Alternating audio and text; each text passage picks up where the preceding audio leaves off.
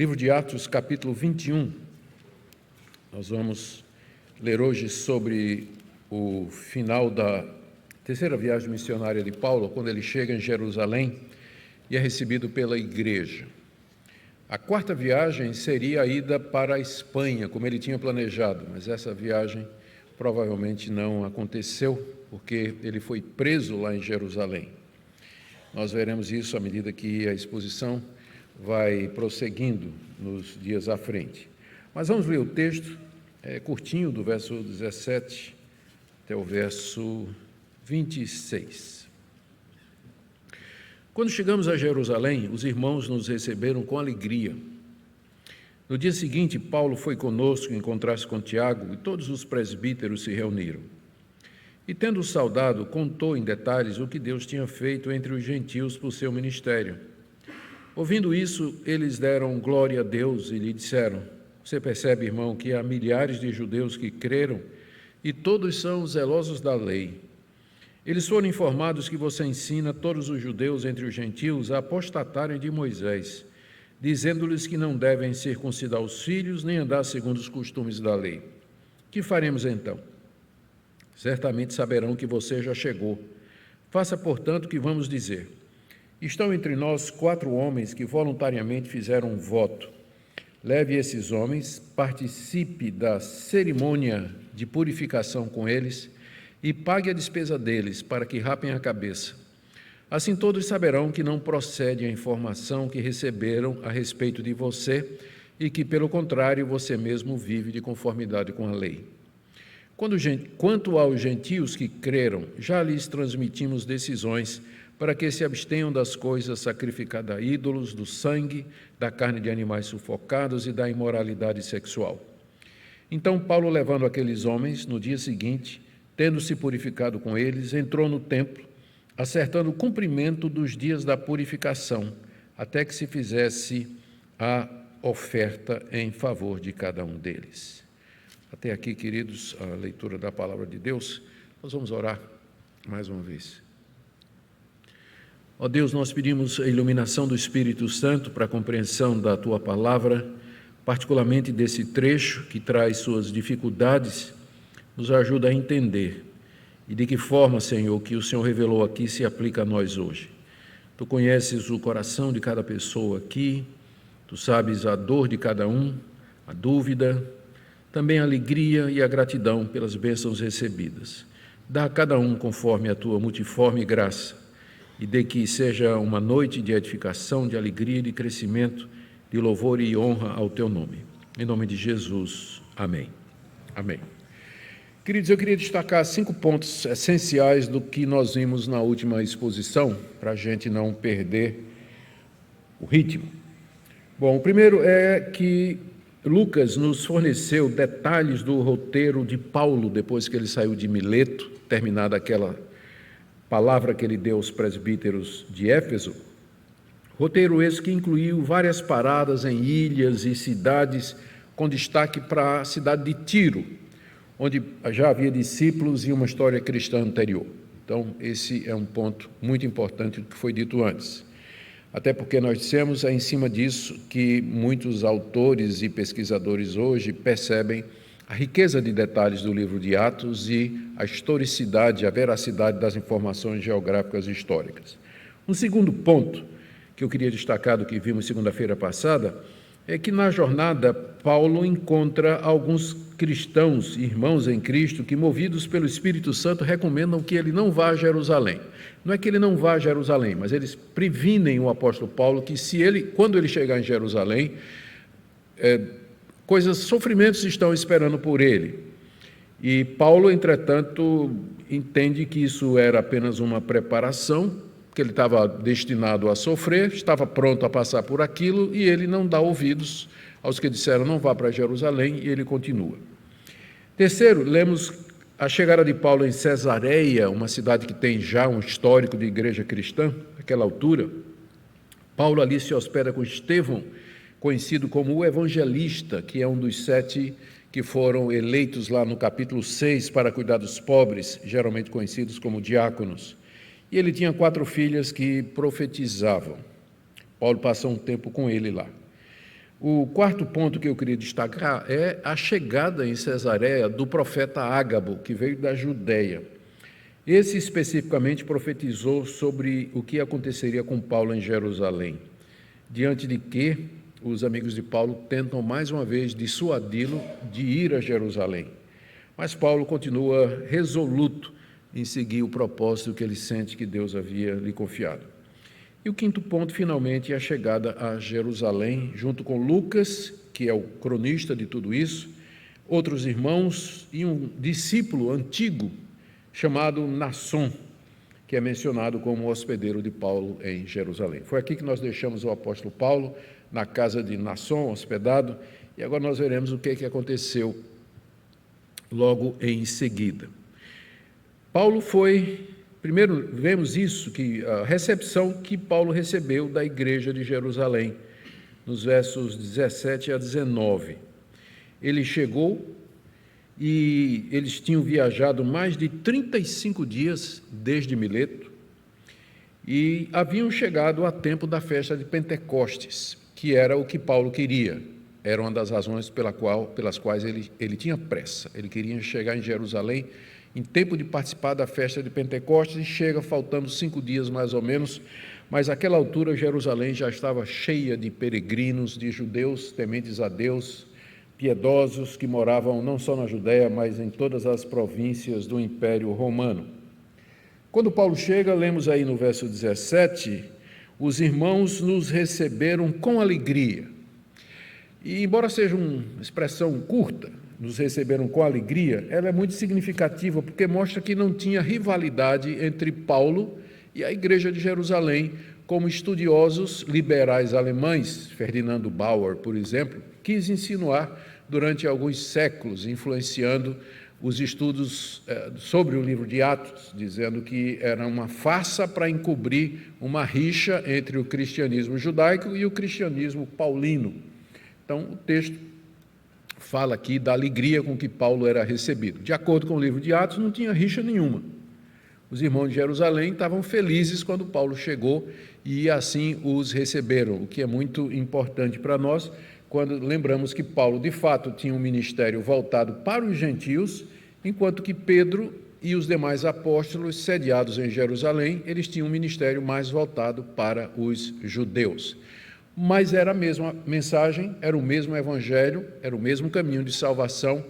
Portanto, quando viram Paulo, que ele chegou, a reação foi de profunda alegria. Lemos aí também que logo no dia seguinte, eles marcam um encontro com Paulo, Tiago e os presbíteros. Esse Tiago aqui não é o Tiago apóstolo, um dos 12. O Tiago apóstolo, ele morreu logo no início do livro de Atos, decapitado por ordem do rei Herodes. Esse aqui era o Tiago, meio-irmão de Jesus.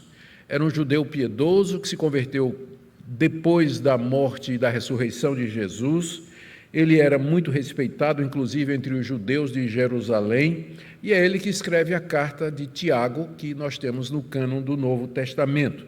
Ele não era apóstolo, mas era um homem apostólico, por assim dizer. Ele circulava entre os apóstolos e ele, aparentemente, foi quem liderou o concílio de Jerusalém, que nós lemos em Atos capítulo 15, e agora é ele que está à frente também, quando Paulo chega, o que mostra que, a essa altura, os apóstolos, nenhum deles é mencionado aqui, Pedro, Tiago, morreu, né?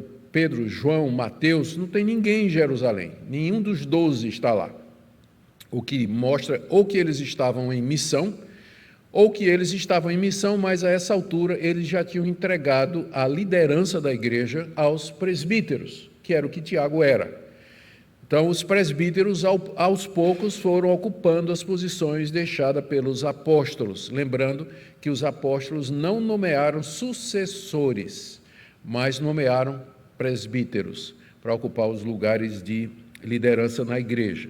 Pois bem, foi com eles que foi marcada uma reunião no dia seguinte. Lembremos aqui que Paulo estava trazendo aquela oferta que ele tinha arrecadado entre as igrejas dos gentios para os cristãos pobres.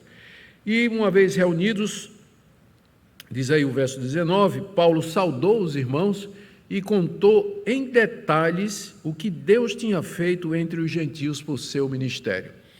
Eu quero chamar a sua atenção para o fato, como Lucas colocou aqui, refletindo como Paulo colocou. Paulo contou o que Deus fez por intermédio dele, ou seja, ele teve cuidado de dar toda a glória a Deus. Ele não contou o que ele fez, ele contou o que é que Deus fez através dele entre os gentios. Preocupação que todos nós deveríamos ter, de atribuir a Deus a devida glória. E ele fez isso em detalhes. E o que é que Paulo deve ter compartilhado aqui, nesses detalhes que não são mencionados no verso 19?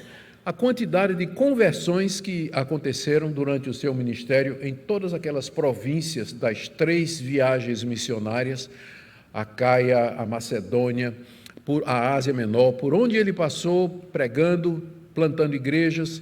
Deus abençoou e, através de Paulo, muitos gentios e judeus se converteram. Isso, com certeza, estava no relatório de Paulo. Outra coisa que, com certeza, estava no relatório de Paulo era a quantidade de igrejas fundadas em todos esses locais, e não foram poucas. Até agora, nós podemos lembrar, não é, de nomes e mais nomes de cidades onde Paulo chegou, pregou, abriu uma igreja, foi perseguido pelos judeus. Ele, com certeza, relatou isso também.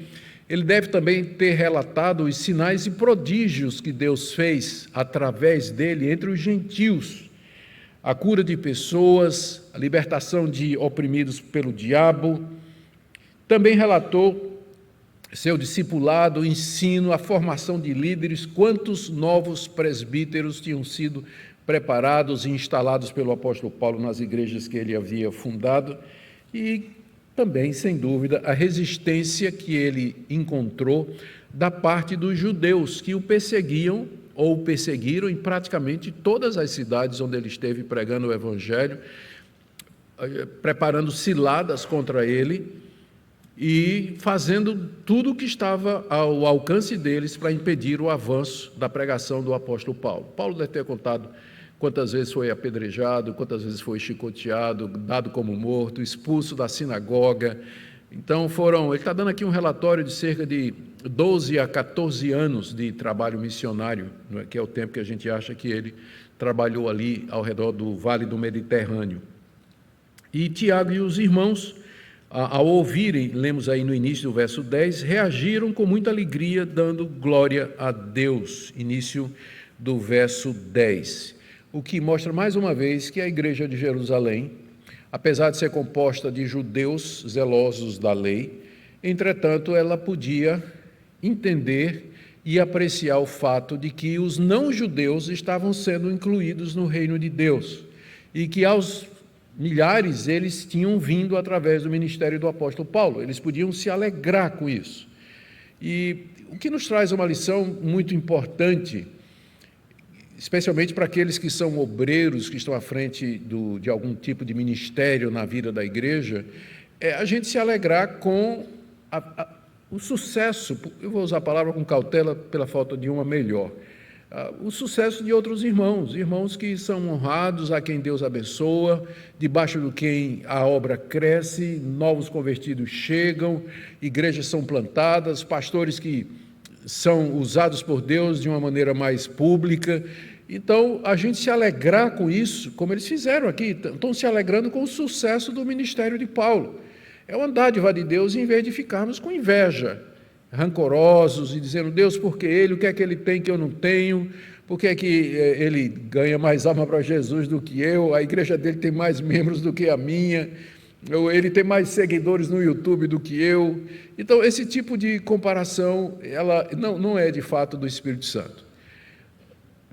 O Espírito Santo move os verdadeiros cristãos a se alegrarem com a verdade e com o progresso do Evangelho, seja através de quem for. Quem Deus levantou, está pregando a palavra, o Evangelho está crescendo, está se espalhando, o nome de Deus está sendo glorificado, louvado seja o nome do Senhor. E essa foi a atitude dos crentes aqui de Tiago e dos demais presbíteros quando eles ouviram o relatório extraordinário que deve ter sido, as 3 viagens missionárias de Paulo contadas aqui ao coração deles. Mas havia alguma coisa que precisava ser resolvida, já que Paulo tinha chegado em Jerusalém.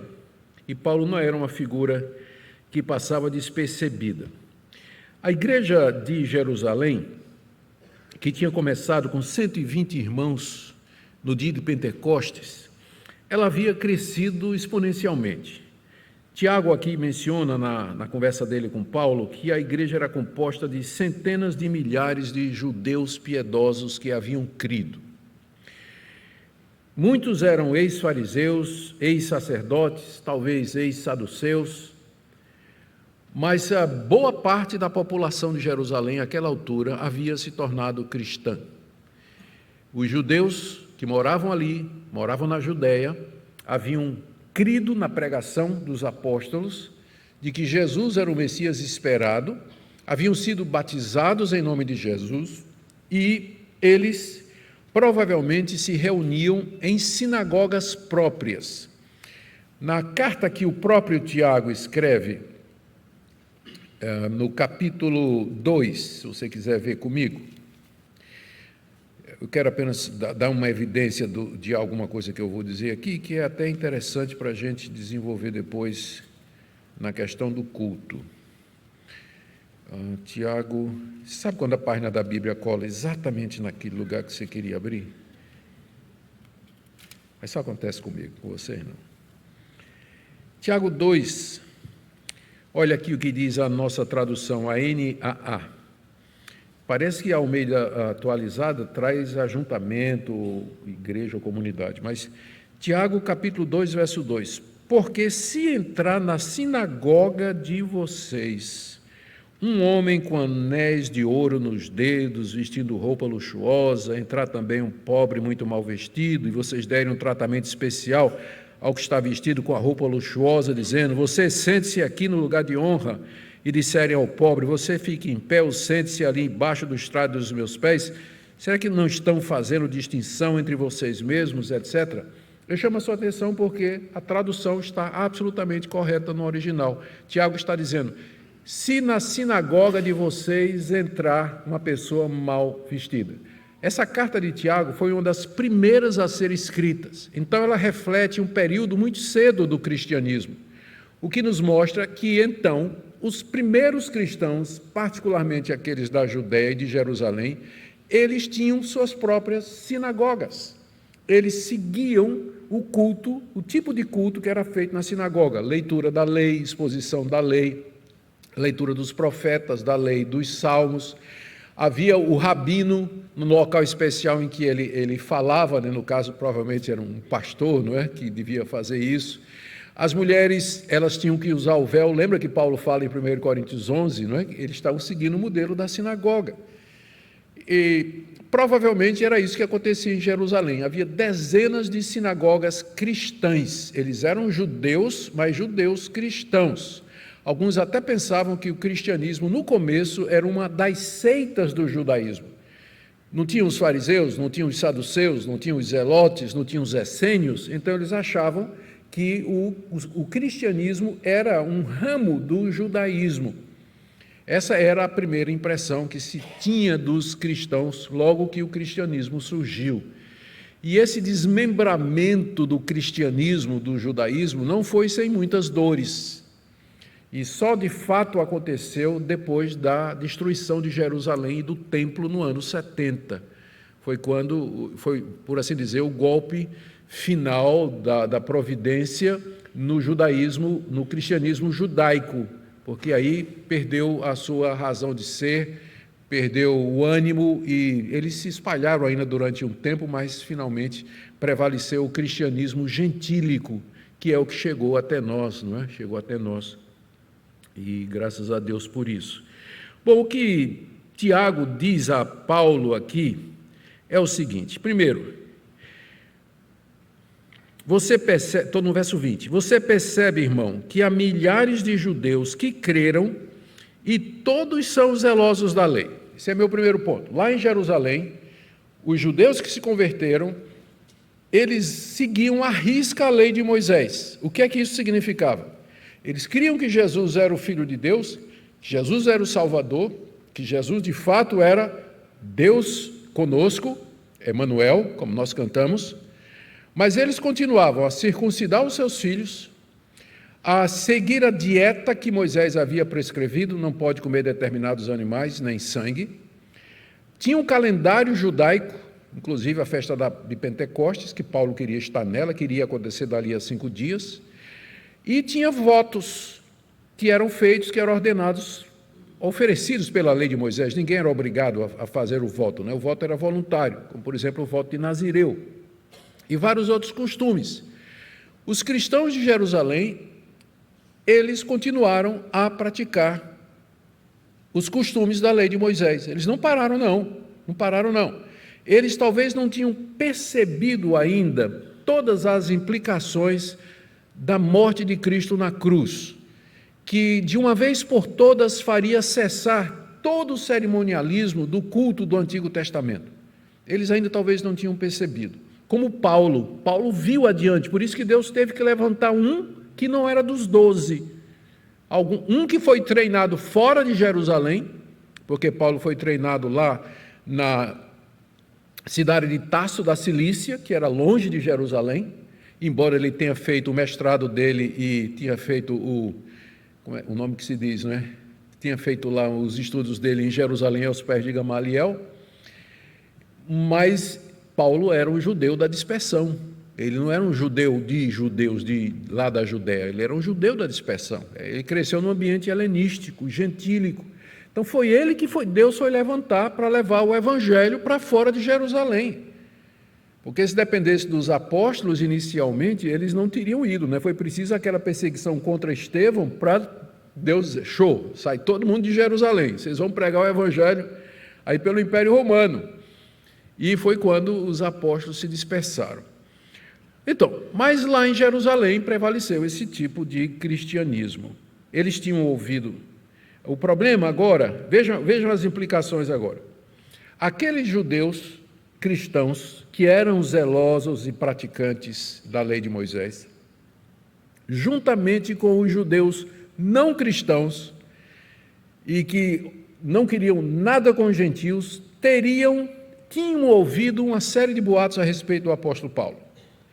Que Paulo era um apóstata da lei de Moisés, que Paulo, quando encontrava judeus lá nos países fora lá da Judéia, Paulo ensinava aos judeus que eles não precisavam se circuncidar, não precisavam circuncidar os seus filhos, nem guardar os costumes da lei de Moisés.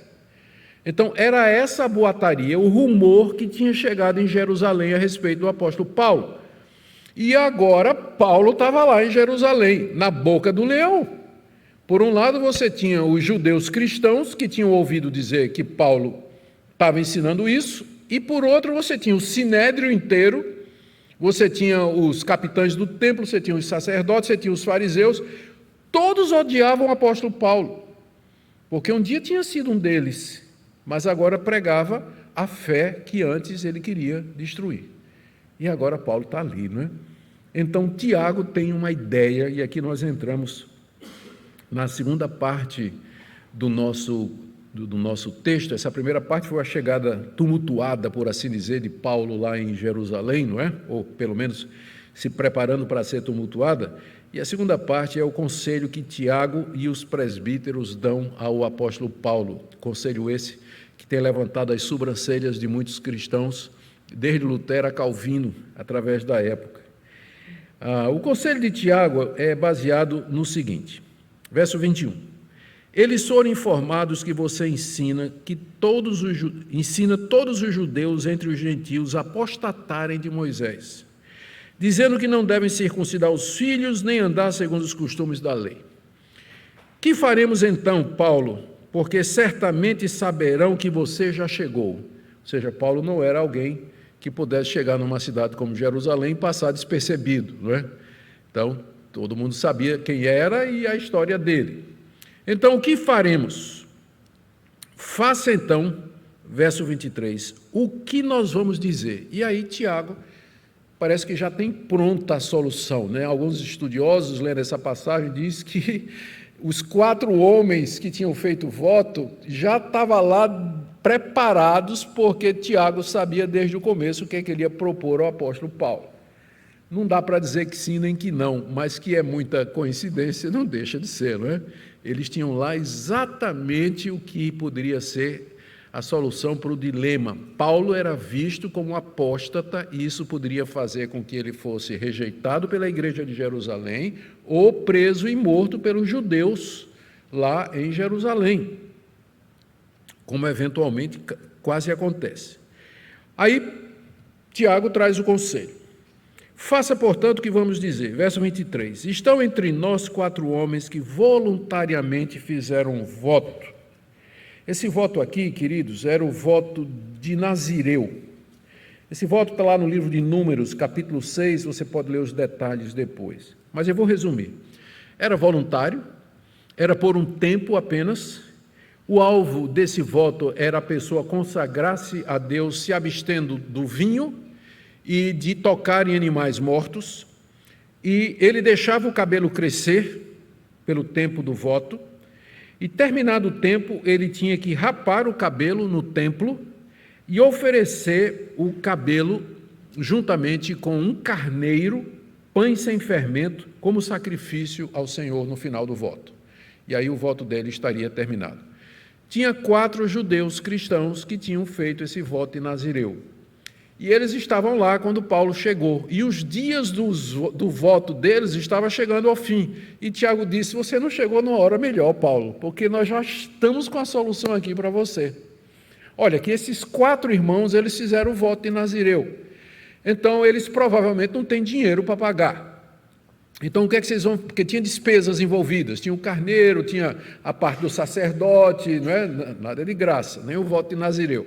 Tinha despesas a serem feitas.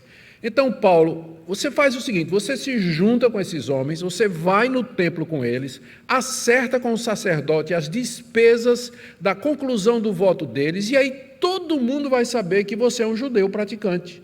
E que é mentira isso que estão dizendo, que você ensina as pessoas a não guardar a lei de Moisés. E era mentira mesmo, porque Paulo circuncidou Timóteo, que era filho de judeu. Paulo, escrevendo aos Coríntios na primeira carta, ele diz assim, você foi circuncidado, não desfaça a circuncisão. Não é isso que ele escreve lá no capítulo 7, da primeira carta aos Coríntios? Paulo fez, o próprio Paulo rapou a cabeça na cidade de Cencreia, porque ele tinha feito um voto de Nazireu também. Paulo queria estar em Jerusalém para guardar a festa de Pentecostes, afinal, ser um cristão não significava ser um mau judeu. E Paulo achava que essas práticas e esses costumes judaicos, uma vez que você entendesse o lugar deles e o simbolismo deles, uma vez que você não confiasse neles para a sua salvação, se você é judeu, você pode praticar. O que Paulo era contra era que se aplicasse essa lei aos gentios, que você obrigasse a quem não era judeu a se circuncidar, seguir a dieta religiosa dos judeus, seguir o calendário religioso, pagar os votos, ir no templo 3 vezes por dia, como o judeu fazia lá em Jerusalém, e assim por diante. Então, essa foi a solução de Tiago. Faça isso, Paulo, vá com eles e todo mundo vai saber. Verso 24, leve esses homens, participe da cerimônia de purificação com eles e pague a despesa deles para que rapem a cabeça. Era assim que funcionava o voto. Assim todos saberão que não procede a informação que receberam a respeito de você, que pelo contrário, você mesmo vive de conformidade com a lei. Olha que dilema para o apóstolo Paulo, né? Olha que dilema. Paulo, está aqui a chance de você mostrar que é tudo mentira. Está aqui esses homens, eles terminaram o voto de Nazireu, eles não têm dinheiro para pagar o sacrifício, pagar o sacerdote e tudo mais, mas você tem. Então, se você for com eles ao templo, todo mundo vai ver você chegando no templo lá, você vai no sumo sacerdote, você acerta o preço de cada um deles, paga, e você participa, você está lá presente quando eles forem tosquiados, rapados a cabeça, e os sacrifícios forem oferecidos. Você está lá presente, e aí vai calar a boca de todo mundo vai saber que é mentira isso que eles estão dizendo, que você fica dizendo que o judeu, ele não tem mais que circuncidar o seu filho. Então, Esse foi o conselho de Tiago. Algumas pessoas consideram esse conselho, né, bastante anticristão, que Tiago, a essa altura, já devia ter entendido que a morte de Cristo na cruz cumpria todos os sacrifícios, todas as demandas da lei cerimonial, mas o cristianismo em Jerusalém parece que estava indo devagar demais com relação a esse entendimento. E é por isso, repito, que Deus levantou alguém que tinha visão, que era o apóstolo Paulo, que era judeu, mas que se sentia à vontade para estar entre os gentios pregando o evangelho. Foi esse o conselho de Tiago que, como eu disse, fez Lutero, ao comentar isso aqui, levantar as sobrancelhas e achar que Tiago aqui não estava realmente sendo orientado por Deus ao fazer isso aqui. Não é que ele estava ainda muito preso às demandas da lei.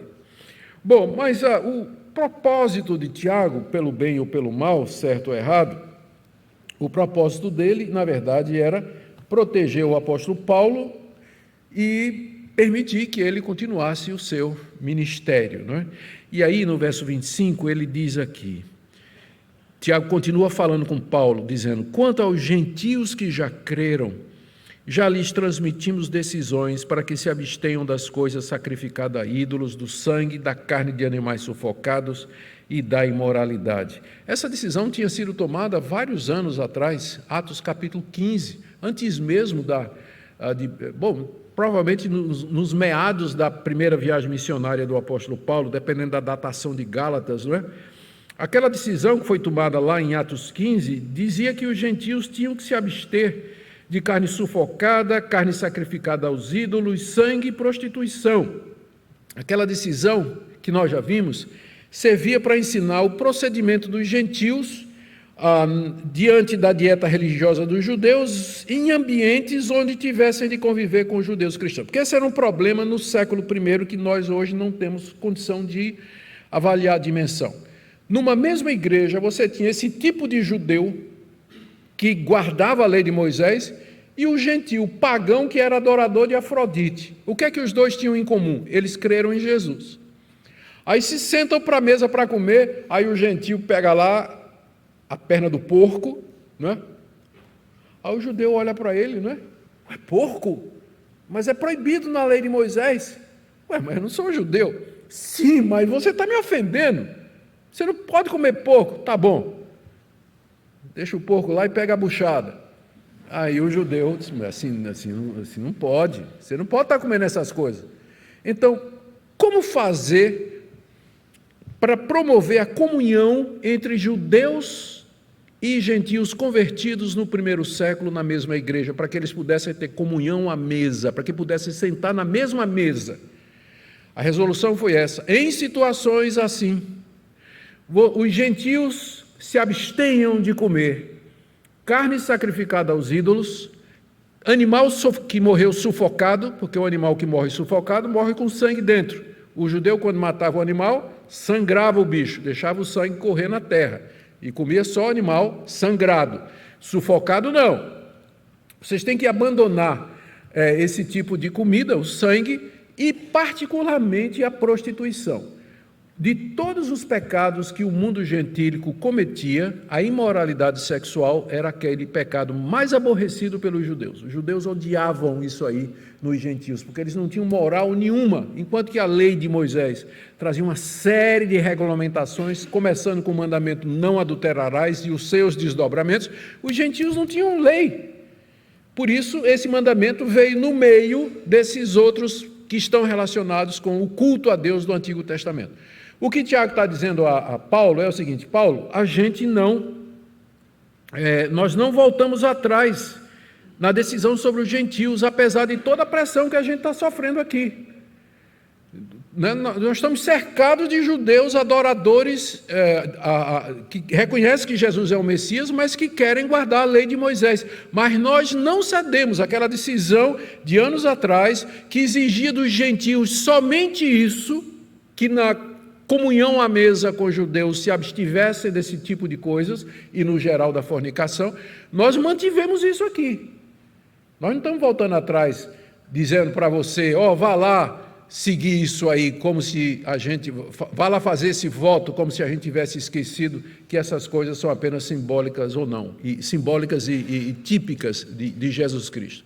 Nós dissemos aos gentios para continuar nisso aqui. Então, é uma maneira de Tiago dizer, apesar de toda a pressão que a igreja sofre para guardar a lei de Moisés, nós mantivemos a decisão de não sei quantos anos atrás a respeito dos gentios. Então, para que você saiba disso. A decisão de Paulo está aí no verso 26, e ele decidiu aceitar. Paulo decidiu aceitar o conselho de Tiago. Nós lemos que Paulo se levantou, então, Paulo levou aqueles homens no dia seguinte, tendo se purificado com eles. Você pergunta por que isso aqui? Era costume entre os judeus, isso aqui não está na lei de Moisés, mas era a prática dos judeus.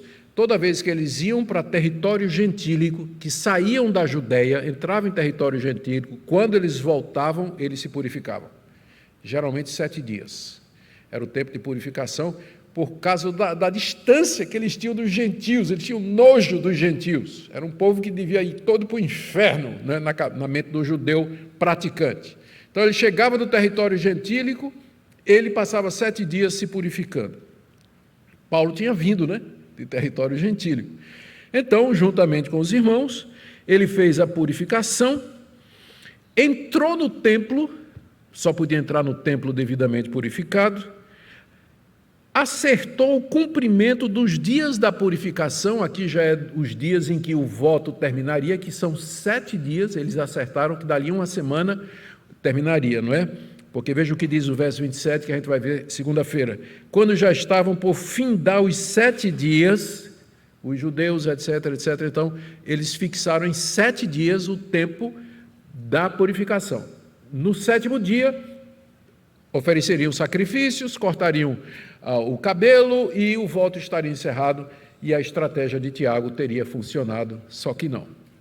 Né? Só que não. Eu disse para vocês que eu estaria aqui na próxima segunda, eu vou falar sobre isso daqui a pouco.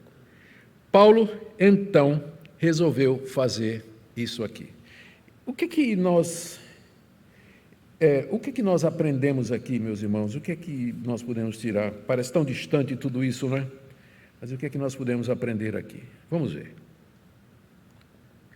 Eu creio que esse texto aqui, antes de mais nada, ele nos ensina a necessidade da gente distinguir o que é essencial e o que é secundário no Evangelho. Porque pode ter ocasiões em que você seja chamado a abrir mão de alguma coisa que é preciosa para você como cristão, mas que, à luz da Bíblia, é absolutamente secundária. Por outro lado, saber a diferença entre o que é essencial e o que é secundário vai ajudar você a fincar o pé quando o que está em jogo é o essencial. Então, se o que está em jogo é o essencial, eu não saio da minha posição, eu vou brigar por isso até o fim. Como é que nós fazemos essa distinção? A resposta é palavra de Deus. A Bíblia nos foi dada exatamente por isso. Não espere uma voz do céu, não espere um sonho, uma visão e uma revelação, porque Deus já nos deu os princípios pelos quais nós podemos basear as nossas escolhas. Por exemplo, uso do véu, sim ou não? Eu não acho que é obrigatório, não é bíblico. Mas se a irmã quiser usar o véu, eu não vou mandar o diácono botar você para fora não, ou dizer assim, irmãzinha, por favor, tira o véu. Eu não vou fazer isso. É decisão sua, quer usar, use. Só não venha me condenar porque minha esposa não usa. Porque a Bíblia não pede, não ordena e não determina que a mulher use o véu. Então, eu apenas dei um exemplo. A Bíblia nos diz o que é secundário e o que é essencial. Por isso que é importante você estudar a Bíblia e você se perguntar, essa prática minha, ou essa postura minha, que eu considero preciosa, querida minha, ela tem fundamento bíblico? Porque se você não conseguir provar por uma exegese saudável, por inferência lógica, por uma sequência irrefutável de que aquela sua posição é a expressão do que Deus revelou na Escritura, então você devia estar pronto para abrir mão disso aí. Se a necessidade ou se o momento exigir. Olha a filosofia do apóstolo Paulo. E, nesses termos, eu quero ler para vocês 1 Coríntios 9, 19 a 22. Diz assim: sendo livre de todos, Paulo, sendo livre de todos, me fiz escravo de todos, a fim de ganhar o maior número possível. Para com os judeus, eu me fiz como judeu. Ele era, né? Mas para com os judeus, eu me fiz como judeu. Estou falando aqui do judeu praticante, né? Então, quando ele estava no meio dos judeus praticantes, eu me fiz como judeu, a fim de ganhar os judeus. Para os que vivem sob o regime da lei, como se eu mesmo assim vivesse para ganhar os que vivem debaixo da lei, embora eu não esteja debaixo da lei. Ele sabia que não estava mais, sabia que a lei tinha perdido, a lei cerimonial tinha perdido a validade, mas quando ele chegava numa cidade, que ia na sinagoga pregar o evangelho aos judeus, como é que ele ia? Ele ia como judeu praticante.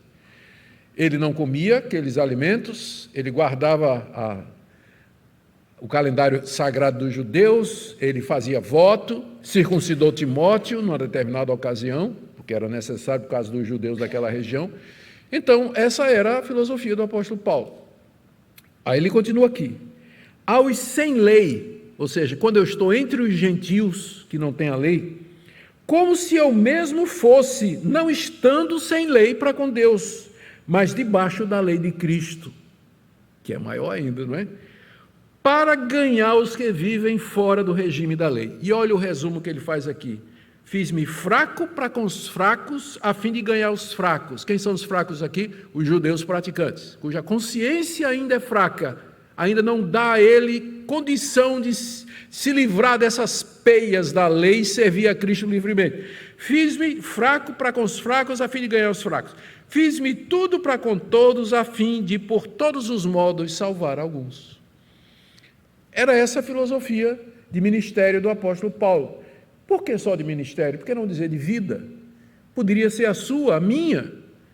Quando a circunstância exige que eu abra mão de uma coisa que é absolutamente secundária, eu estou pronto a fazer isso. Eu não tenho problema com balinha de Cosme e Damião, mas a minha família acha que é idolatria. Eu não vou comer balinha de Cosme e Damião. Na frente da minha família, não, né? Não vou. E nem de um jeito que eles vão saber que eu comi, né? Ou então não como, eu simplesmente abro mão disso aí. O reino de Deus não é feito dessas coisas. Não é feito dessas coisas. Essa era a filosofia de vida do apóstolo Paulo, de ministério, e era o primeiro ponto que eu queria trazer aqui, a importância da gente distinguir o que é essencial e o que não é, para que a gente saiba se conduzir de maneira a não dar escândalo, mas também de desfrutar a liberdade que Cristo nos conquistou na cruz do Calvário, quando Ele cumpriu a lei em nosso lugar. Uma outra coisa que nós aprendemos aqui é que não devemos impor nunca aos gentios cristãos as demandas da lei de Moisés. Eu sei que hoje, eu sempre falo nisso, não é? Eu sei que às vezes sou repetitivo nisso, mas tem igrejas hoje que parecem considerar os costumes de Moisés como sendo superiores à liberdade de Cristo. E tome chofar, arca, capuzinho na cabeça. E agora, hoje alguém me mandou um vídeo, eu já tinha visto há muito tempo atrás, mas eu tinha esquecido, que é um videozinho em que um pastor da Igreja Universal, eu digo isso porque a minha igreja IPB tem uma posição a respeito da Igreja Universal, pública. Um pastor da Igreja Universal apresenta um cidadão todo paramentado, dizendo assim: esse é o sumo sacerdote Fábio. Ele acaba de chegar do Templo de Salomão, que é o templo lá que está lá construído lá em São Paulo. Gente, que coisa, né? Então, quando eu falo, o pessoal acha que eu estou sendo radical, mas não, olha, o lado de lá é bem mais radical, pode ter certeza, viu? O sumo sacerdote e Jesus é o quê? Jesus é o quê? Terceira coisa que eu queria, é mais uma palavra de alerta para os irmãos. Existe um movimento chamado de judeus messiânicos, que é um movimento de judeus que acreditam em Jesus como Messias. Esse movimento, ele não é um movimento uniforme, quer dizer, que há variações dentro dele.